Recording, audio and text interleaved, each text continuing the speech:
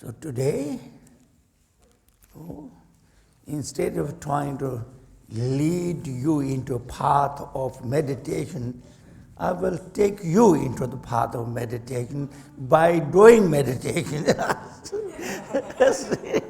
See, so he gave me a hard job. It looked like I'm a very sort of a cook who will be sorting out different recipes. So what we have to do is we call Dhamma. Dhamma means things I will be talking to all of you is like a very, very precious information. It's like relics. Information means thousands of years of enlightened beings telling you what is the best way of taming this untamable mind. So this requires a special recipe. See. So what we're going to do is, everybody knows meditation is that all of you would like to learn to do. But most of you don't manage to do it so well, because the minute you sit, then gradually your physical body complains, headache, sore joints, can't sit upright, and then the things you have been trying to escape, they sort of catch you like this. So they think it's easier not to meditate and go to someone talking lot. I found people can sit hours by listening because that time somehow you've been entertained. But if you wait to be told to meditate, then it doesn't take a long time that you feel it's either boredom, your mind hasn't got enough challenge, either its body is giving you a hard time, all this is all nonsense. So this is cut through all this. All you need to do is first learn to relax physically, completely, chill out. Then people talk about physical well-being or proper body posture. If you have been doing a lot of physical yoga, you should be in a perfect form. So your joints should be very loose. So sitting cross-legged should not be a big problem if you're doing all the yogas you do. Then normally sitting upright is essential. We call the physical form as like we call prana nadi, like information channel. And if sitting upright will allow all the energies to flow properly. So physically you're relaxed, you're sitting. Now you're trying to see if you can help yourself to become calm. Stop being such a big deal you're learning to meditate. Just ignore that altogether. There's nothing big deal. Just sit there and physically you're relaxed. Mentally you're relaxed. When you're mentally relaxed, if your mind is chattering, say to the mind, calm down, calm down, calm down. When you're doing this, mostly when thoughts arises, more is everybody, it's something to do with in the past. So that has no meaning going backward. Normally we say even what have happened to yesterday, we can't change it. It has happened.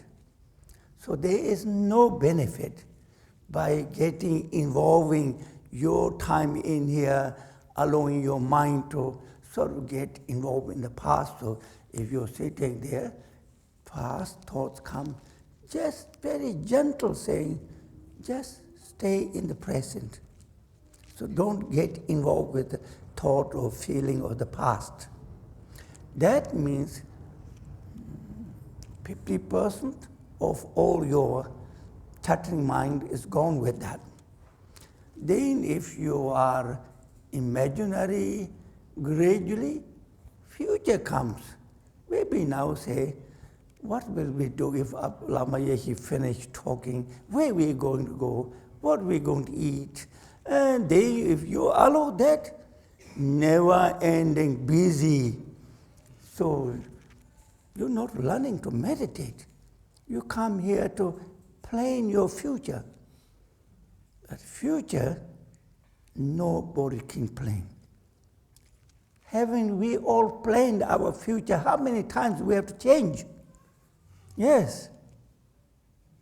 Very few people can say, I planned everything and everything I planned is working. Very few people can say that. That's where the karma comes. If we can all plan the future, well, who wants to suffer? Nobody wants to suffer. All want the perfect job you like, so you don't need to change your job or profession because you planned it. So, in this meditation, when the future comes into your meditation, just very gentle, not saying, don't bring the future. Means, if you leave the door of hurricane, then wind never stops. So if you go into the future, you won't find peace in your mind. So if you can remember these two things, I come here to learn meditation, calm my mind. So because whether it's 10 minutes, 5 minutes, I don't have to plan future. I'm not saying you mustn't think. I'm not saying you mustn't plan. But during this short period of yours learning to meditate, just not go into the future, not bring the past. If you just succeed at this, where is there any emotion, feeling? We should all have same feeling, no? Because we are not dwelling in the past. We are not leading our visionary future. We are under similar sort of circumstance, under the same roof. So what you need to do is be in the fullest awareness. Very much aware. Then thought comes. Just don't get upset, annoyed. Just remind you again and again, being in the present, being in the present. You don't have to push it out or trying to change things. Just learn to remain in the present moment. If you succeed that, that is called real meditation. But the motivation and what you planned is important. So if you have this chattering mind, motivation matters everything. Means we want to meditate, we want to study, we want to learn things because we want to be a better human being. Because we want to bring improvement, change in all humanity. You know, there must be no selfish motivation. We want to improve all the things what's going wrong based on selfishness. So you would like to see that when you're in a position, you will be able to achieve such a goal by having such a wider sort of motivation of bringing benefit to all humanity. There is no discrimination. You're not saying based on religion, race, or color. All beings means, according to Buddhism, it includes every life form, the tiniest insects, not only mankind, but anything which has life, means which can move, which have a fear of fearful. Some people think trees have this. I don't know, trees can speak or fearful of or can move, I don't know, but that doesn't matter. Should be respectful. So always remembering, even very tiny insect, they're very fearful of, if you're trying to touch, they run away from you. So this shows you how dear the precious life is. So you say, I learn to meditate because in my good frame of mind, I want to hurt nobody. I want to harm nobody. I want to do my best to bring, we call peace, harmony among all beings. That is motivation, see. Then, how do you achieve this goal? So then you must plant the right seeds. Unconditional compassion, Europe have never have this, it doesn't exist. I call you have a loving kindness, but your loving kindness based on someone who you like, you can say I love or I care, or loving kindness based on like you stretch you my back, I stretch your back, call some expectation. Unconditional means you have even more overwhelming, aching feeling of those who are genuinely, physically suffering and mentally suffering, and you don't like to see. This being is nothing to do with you.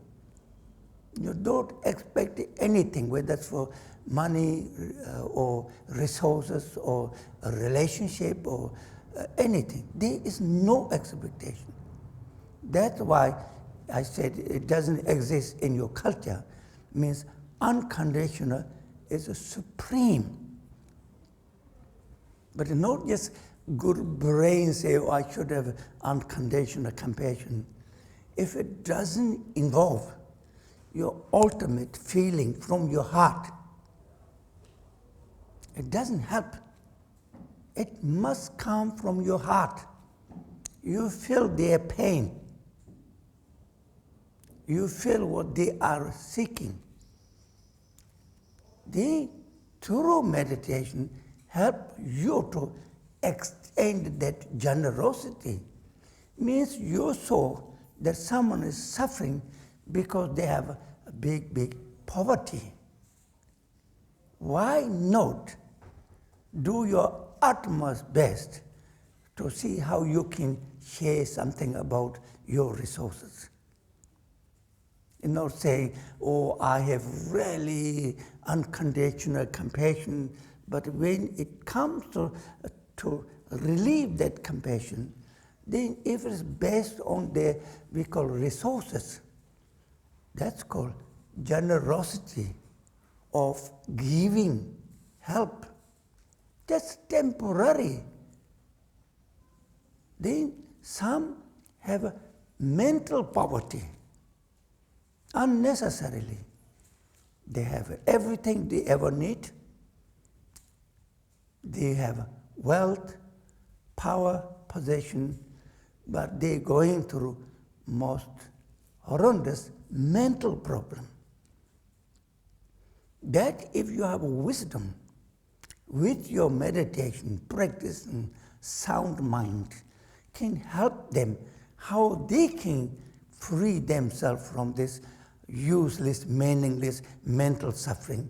Because normally, average, if you're from third world country, there people think, if we just become rich, we'll be happy. But then you can see it's rich people who suffer. So not because wealth or possession, power make you happy, it's how you learn to engage your mind positively is very important. So when you meditate, you're sort of learning, equipping yourself to how you can cope, how you can reach, how you can help these people. Just not a useful saying, read books, study books, go to lecture.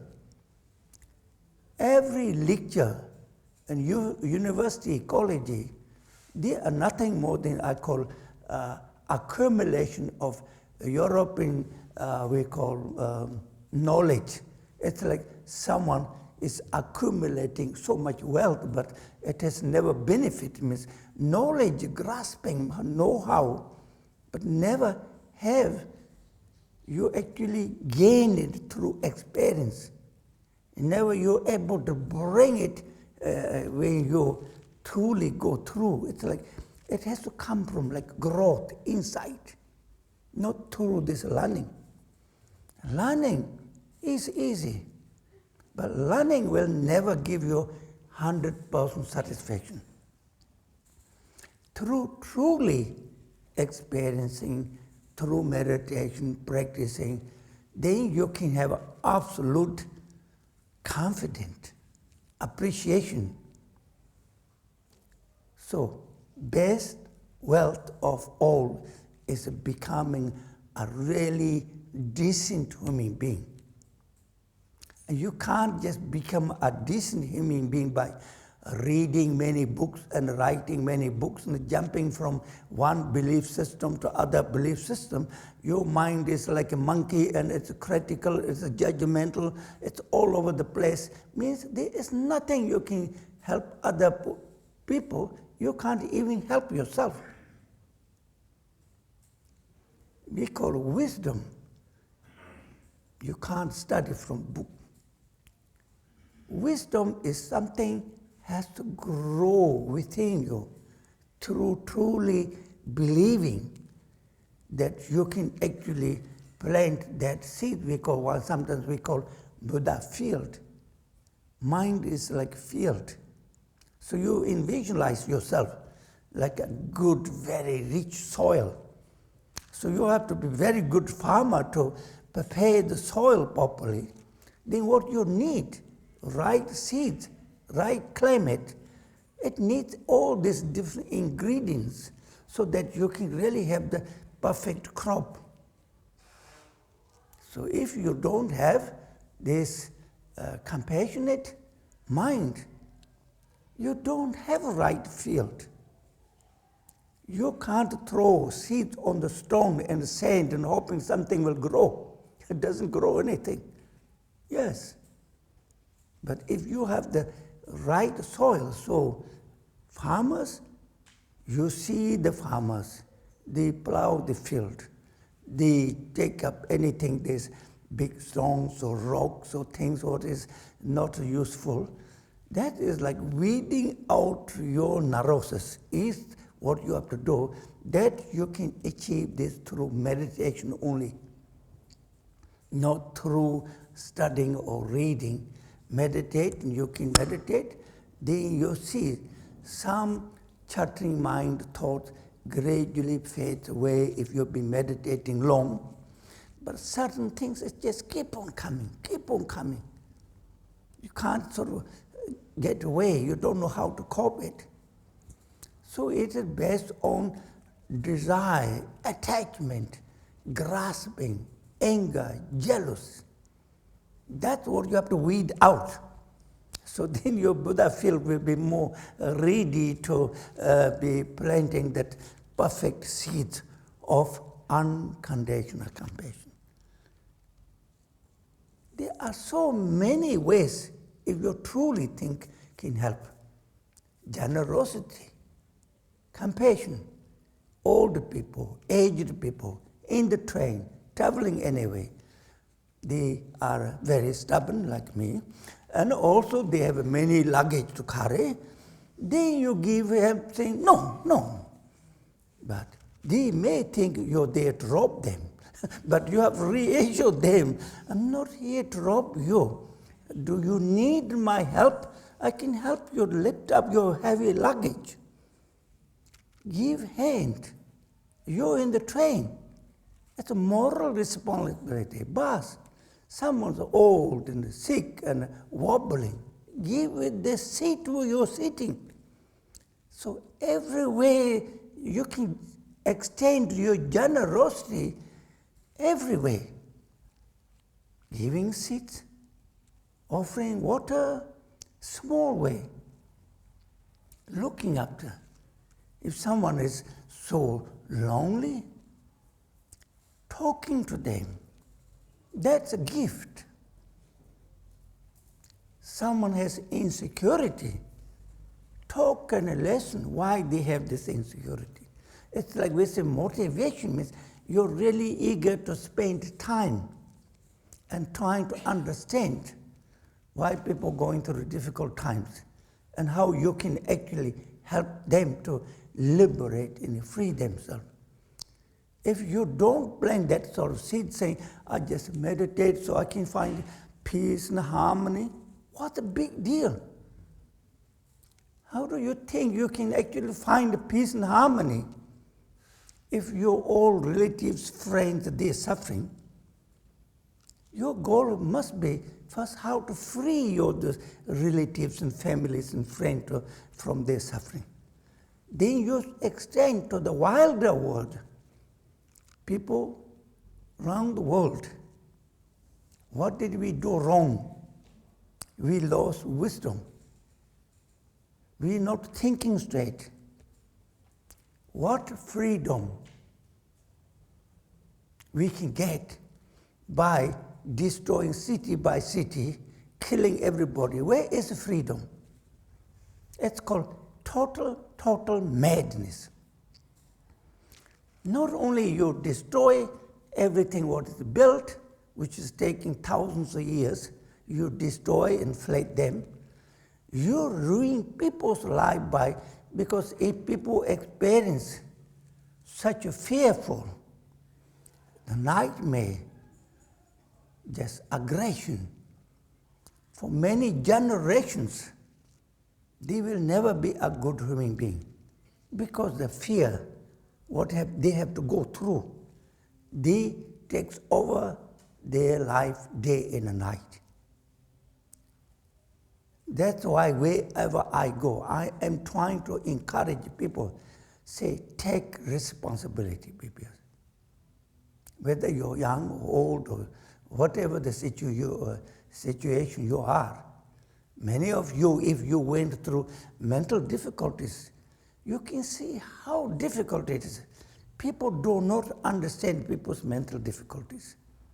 You go to hospital, they can't understand why you're going through difficulties. When you allow this spinning of your, we call stress mind, then people hear all sorts of things. Voices telling them what to do. And if they will say, I've been dictated by voices and all this and that, people completely ignore you. Or people give you heavy dose of drug and trying to calm you down, but you're not actually helping them to liberate them. So you're always thinking, I pray, I meditate, I practice, so that nobody should ever need to go through useless mental difficulties. And if you really are wise, mental difficulties are all self-creation. Because you didn't have mental difficulties to begin with as a child. With Buddhism saying, child who's very little one, they have such a beautiful, indiscriminating mind, see. You give them gold or you give them shit, in front of them matters no more, all goes in mouth. Yes. Or you put them in a silk, or you give them straw, anyway, same. Buddha says, that shows you how pure the mind is. There is no discrimination. So then we might be thinking, how did we learn to have this discriminatory mind? Parents, relatives teach them. Did you ever say to your little boy or girl, say your auntie or uncle is coming, they say, do you like me? This undiscriminating mind says, no. Then your parents or relatives say you like. That is what they learn, this called discrimination. Yeah, if you really watch the child, they have known if they will put their hand in the fire, or they will put their hand in cold water, ice, anything. They see there's no differences. This called Buddha says, our mind is something like this. When we don't learn to have discrimination, all is perfect and pure. When you learn to pick up and choose, then we are in a big problem. So motivation. Motivation to be a useful citizens of this world, or don't become selfish citizens, because then if we don't have the wisdom, we can destroy the ecosystem. If we don't have a wisdom, we say, oh, you're not my believer, so you can kick out, see. Say, oh, I only pray or walk with you if you follow my religion. I'm thinking, how could you ever say that? Dharma, beyond club, politics. Spirituality is for liberation of people's soul. Soul? Is it? Soul, consciousness, whatever you want to call. So there should not be discrimination.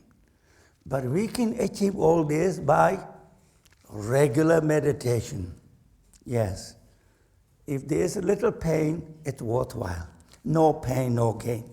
Yes, I'm not learning yet. I learned few things now, see. Yes. And then even my best expression is saying, in the world where your mind is not tamed, you think you can achieve your goal by saying, you all say, you fit in my shoes. So you think everybody have to fit in your shoes. That is wrong. But you fit in everybody's shoes, you resolve the problem. So Buddhism this way, say why not fit in other people's shoes means you get along with other people. Stop saying, I would like you to behave this way or do this or that way. Condition, you're telling them to change for your own sort of way of thinking. But we know your thinking is all based on selfishness with no wisdom. Nobody actually will benefit following you or me. But if we're able to join others with proper motivation, I assure you, it will never let you down. When do we have suffering? The more you think I, the bigger I you have, a bigger suffering you will have. When there is no I to suffer. So we are achieving goal of end of our suffering. So if you say to yourself, oh, I see. Not this ignorance, same Buddhism says emptiness. When you think emptiness, you think like bottomless, like that is not emptiness.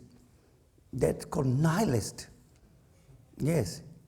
So when you see there is no I anymore, that's what it means.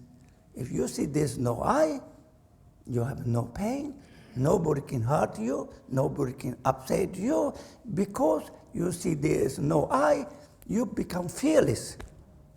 You're willing to do anything. Wherever you are, whatever you do, then you can really think of for the benefit of other human beings. You show them by good example, not talking. So that is, we are aware. I did say we're going to meditate, right? We are going to, so you cannot escape not meditating. Yes. The reason I am so now mature old monk or Lama, before first time I came, I said 2 hours. Then I didn't know they're going to have a hard time. Most people walked out in a Samyeling. But then, wherever I go, all of them tell me, saying, Lama, please talk to them. Don't give them a lot of meditation. But I am meditation teacher. I'm not a talker. Yes, I feel I'm not genuinely giving all of you the benefit you need to learn how to meditate with the pain and joy. Yes, you can have a joy. Because once you have accepted the pain, like you said, so most complaints say, oh, I have pain in my hip. There is a solution. If you think you have a pain in a hip, just pull like this, like your head is like cobra's head. You call snake, what, cobra snake? If you just do like this, it just lifts up everything. And those of you say, I have a very big back problem. My joints are like this. So if you sit like this, your joints are like this, rubbing each other. It actually does more harm than benefit by just being a lazy. So it's like it goes in. But if you pull it up, it strengthens your backbone. It's called, what called these joints? Huh? Oh, whatever you understand. If you want to have a strong and healthy, just learn to set up properly. It will straight up and it gives the real help it needs. Then, of course, a lot of you think meditation means a little calming mind, things. That, according to Dalai Lama, that will be risky people to be born as an animal because there's no wisdom in there. You're sort of thinking, oh, I'm so relieved. Don't do that. If you have found peace in mind, be sharp and clear, not go into coma. Yes, yes. Yes. This is not meant to be meditation that way. Yes. So if you think, oh, my mind is, I can't settle because these people moving here, these people breathing here, how can I meditate because I'm so scorched? Stop doing this. If you think you are having hard time to settle your mind, relax. Feeling heavy here, like before going to sleep, gently looking down to the ground. So very high energy, you need to learn to bring it down a little bit so that you can learn to meditate. Very low energy, because the minute you find sleeping, no good. Push up body posture, looking upwards like this. This is required for all the meditators. Professional meditators, beginners meditators, it's like you are, what do you call it, equipment, play your music, it's a guitar. They always have tune, isn't it? You have to get it right. It's so loose. So that means when your guitar is so loose, yes. If you wind it up, then like this. So not over-winding yourself up. Yes, but not just letting it to go flat. So you need this down, you use the right method to bring down, you need high, you need to use little method to bring up. When you get in a sort of middle, the place you want to be, then rejoice being in the present. No judgment mind should be involved in it. So this is the best method. So you say, why do I meditate? I meditate because my Buddha field have a lot of weeds. I need to weeding out this Buddha field weeds. I meditate because when I succeed, I need to plant all these good crops, compassion, unconditional, loving kindness, forgiveness, tolerance. Think of all the things you have to plant. And then just don't think you're doing everything and never actually practically doing it. So it requires generosity. Learn to give time. Learn to give few things here and there. And Buddha's wisdom says, there are some maybe people very miser, very stingy. He says, skillful way is, see if Lama Yeshe is very attached to this. So I meant to say, okay, I need to give, but I'm so attached. Okay, move this there. Then no, move it there. Once you move there, then okay, it's no big pain, give it to. So this is what you do. It's the training exercise. Letting. And dedication. Dedication, merit means sometimes it's, I am going through all this practicing, it's for me. I don't feel like dedicating it for other sentient beings. That Buddha's example says, if you have water in the palm, trying to hold this, it will soon dry out. But if you have water in the palm, put it into the ocean, it will never dry out. Ocean cannot dry out. So dedication is your dedication of merit you accumulated, you dedicate for the benefit of humanity. It doesn't mean you get less benefit. It's like bigger investment. You succeed better than not dedicating. Not dedicating means within one anger, a very little water, it's gone. Accumulation of merit. If you dedicate the thing, you cannot lose. So Buddhism, you begin say, I practice for the benefit of all sentient beings. That is your foremost commitment. Then at end, whatever merit I accumulated, I dedicate for the benefit of all mother sentient beings. These are the most beautiful way of doing things. Sharing your success, accumulation. So hopefully the next year I come, I'll have the same talk, no more changing, and hope you all change, see. Not me not going to change. It hasn't changed 2,600 years. All the things I'm saying is necessary ingredients for your good food. Yes, there's no such a thing as any other way of doing nothing and we can achieve everything. So we will always, I come here once a year to remind all of you what we have to do to have appreciation in our life, gratitude in the very smallest thing we have. We must have appreciative mind, gratitude mind, joyful mind, so life becomes meaningful. So this is what we have to always think. You could have everything, but if there's no appreciative mind, if there is no appreciation, like meaningless, things you have has no value. You still will be miserable. You still will be chasing things what you think you have to have. But if you have no appreciation, how can then you could be fully satisfied human beings? You could be very appreciative of everything you have. Good health, good opportunity, finally trying to become less selfish. You are able to engage or give some time to practice, to increase your inner wisdom, because it doesn't have to be everything. Every second you do something, you think of money, how much I get it. It didn't do any good. You invest for the qualities, for the improvement. So I give you all 10 minutes of meditation. I've been so kind. So and now all of you know what to do.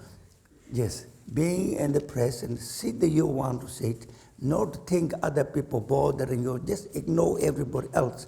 You just sit very peacefully, calmly, and then you know meditation means have calmer and stable and joyful mind.